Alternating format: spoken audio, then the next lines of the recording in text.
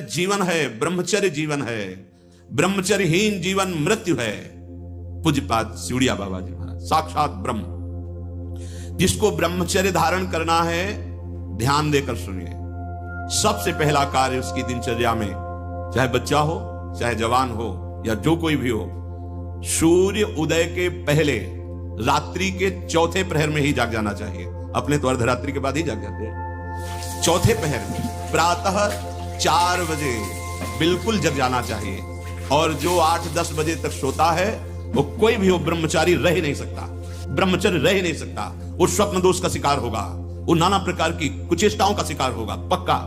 क्योंकि बुद्धि को सत्य प्रकाश की तरफ प्रेरित करने वाले भगवान भुवन भास्कर हैं। वो पधार रहे हो, आप सो रहे हो सैया पे, आपकी आयु, श्री, कीर्ति, बल सब नष्ट होगा। देखो ना, जो 10-10 बजे तक सोते हैं, देखो ना, उनसे बात करके देखो, एकदम ऐसा लगता है बुझा हुआ जीवन, कोई भागवतिक तेज उत्साह न वाणी में, न नेत्रों में, न तन में। क्या जीवन, मृत जीवन। सबसे पहला नियम लीजिए, जहां भी आपको ये शब्द सुनाई दे, आपका जीवन ब्रह्मचर्य ही अमृत है और आपका जीवन ब्रह्मचर्य ही नहीं मृत्यु है। ब्रह्मचर्य रहने के लिए आपको अपनी दिनचर्या सुधारनी होगी।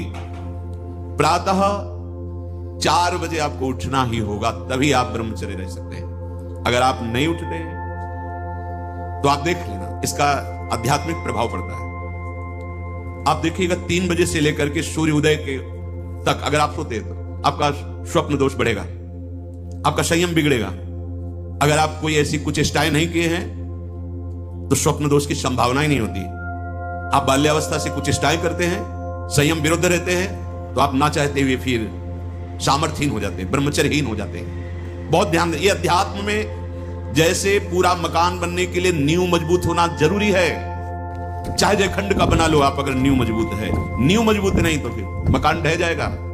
ऐसे ही ब्रह्मचर्य हर मार्ग की नींव है। चाहे जिस मार्ग में चलना चाहो, चाहे जिस संप्रदाय में चलना चाहो, चाहे लौकिक मार्ग हो या पारलौकिक, आपका ब्रह्मचर्य नींव है जीवन की। इसको मनोरंजन मत समझो। कैसी तुम्हारी दुर्बुद्धि, अपने हाथ से तुम अपना नाश करते हो। कैसी कैसी दुर्बुद्धि जागृत हो गई, सावधान। पूज्यपाद बाबा कह रहे हैं, जब प्रातः काल उठो, कोई भी हो, अगर थोड़ी भी आस्तिकता है तभी तो ब्रह्मचर्य की भावना आप धारण करोगे। तो उठकर पहला कार्य प्रभु का स्मरण। अपने तो प्रभु के स्मरण की सरसता प्राप्त करने के लिए पहले तो गुरुदेव और भक्तों का स्मरण, फिर प्रभु को। मोरे मन प्रभु से विश्वासा, राम ते अधिक राम कर दासा। भक्त सुमिरन से भगवान बहुत जल्दी प्रसन्न हो जाते हैं। हरि को निज यस्ते अधिक भक्तन यस पर प्यार।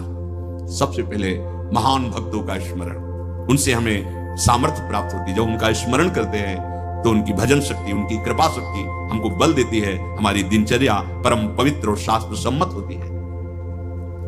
फिर बिना, जैसे आजकल वो चल पड़ा है चाय काफी, बाबा मना करते हैं, ये दिनचर्या ब्रह्मचारी की नहीं होती कि आप सुबह उठे, चाय पिए, फिर सो। नहीं, हाँ, जल के लिए आयुर्वेद में सिद्धांत है, बिना कुल्ला वो मंजन किए आप जल पिए, तो जो मुख में, वो आपके उदर को साफ करेगा जाके, आपके उदर को रोग रहित करेगा जाके।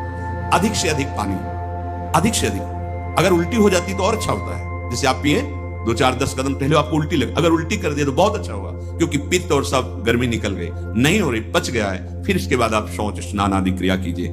फिर पवित्र जब शरीर हुआ तो जैसे भजन आवश्यक है, वैसे व्यायाम आवश्यक है, वैसे प्राणायाम आवश्यक है। वैसे आपको 2 किलोमीटर दौड़िए, कुछ शारीरिक ऐसा व्यायाम, कुछ ऐसे भी व्यायाम करते हैं। ये कोई व्यायाम पैर से कर, ये कोई व्यायाम का मतलब पसीना निकले शरीर से, आपके शरीर को पसीना। 1-2 किलोमीटर दौड़िए। ब्रह्मचारी बनना है तो ब्रह्मचर्य पचाने के लिए भी तो चाहिए ना। अब आधा घंटा पद्मासन, 30 मिनट कोई बहुत नहीं होता। बैठ करके आप प्राणायाम, अनुलोम विलोम, जो भी, जो आजकल शिक्षाएं भी दी जाती है इसकी, आप उसको कीजिए। आसन पे बैठिए, आपका शरीर स्वस्थ रहेगा। फिर अगर आप विद्यार्थी हैं तो जैसे हम शास्त्र स्वाध्याय करते हैं, उसी भावना से आप आप देखो, अगर स्मृति आपकी प्रवीण ना हो तो बताना। परम पवित्र विचार वाला, परम पवित्र आहार वाला, परम पवित्र जब आपकी चेष्टाएं, तब इस महान शक्ति को धारण किया जाता है। ऐसे थोड़ी होता है। बड़े बड़े महापुरुषों से मिल मिलकर, रो रो कर प्रार्थना करके आप बताइए, उपाय बताइए, जिससे हम अपने साधन संयम को नियमित संयम में रख सके, ऐसे भाव से चल सके। आपको तो बिना किसी प्रयास के सुनने को मिल रहा है महापुरुषों की बातें। बिल्कुल समझ, आप रह के देखिएगा, एक नवीन उत्साह। और हारिएगा नहीं। आपने यदि गलत संस्कार बना लिए तो हारिए मत। कुछ समय तक बिना चाहे वो अभ्यास आपको गिराएगा, लेकिन आप बिल्कुल नियम संयम में दृढ़ रहिए, धीरे धीरे शांत हो जाएगा। ये आप धीरे धीरे शांत हो जाएगा। अब आपकी दिनचर्या में दो प्रकार के ब्रह्मचर्य, एक आजीवन ब्रह्मचर्य, तो वैरागी का तो आजीवन ब्रह्मचर्य होता है। जो प्रवृत्ति गृहस्थ मार्ग में, उनका संयम का होता है। शास्त्र संयम के अनुसार बर्ताव करे तो उसका जीवन बड़ा सुखमय जाएगा। केवल मन के अनुसार चलने पर कि आप गृहस्थ हैं तो आपके लिए छूट नहीं। देखो, परम ब्रह्मचारी भीष्म जी अपहरण करके स्वयंवर में जीत कर जबरदस्ती राजकुमारी, वो एक राजधर्म है, मैं ले जा रहा हूं राजकुमारियों को महाराज विचित्रवीर के लिए हस्तिनापुर के सिंहासन पर आरूढ़ है, जिसकी ताकत हो छोड़ा, वो राजाओं का है। अंबा ने तो अस्वीकार कर दिया कि या तो आपने अपहरण किया, आप स्वीकार कीजिए, नहीं तो मैं हूं दो जो। अब वो संयम को भूल गए। महाभारत प्रसंग में है, राजा क्षमा रोग हो गया और मृत्यु को प्राप्त हो गए। बहुत सावधानी। ऐसा नहीं कि आप गृहस्थ में हो तो आप, ये कोई आपके लिए धर्म नहीं है। धर्म संतान उत्पत्ति, भगवान की सृष्टि पूजा के लिए, वो भी संयम भगवत भाव में स्थित रहते हुए। ये मनुष्य जीवन ऐसे बर्बाद करने के लिए नहीं मिला है मनमानी आचरण। यदि सत्संग नहीं सुनते, शास्त्र स्वाध्याय नहीं है, आस्तिकता नहीं है, तो चाहे स्त्री शरीर हो चाहे पुरुष शरीर हो, पशुता रहती है। क्या जीवन है?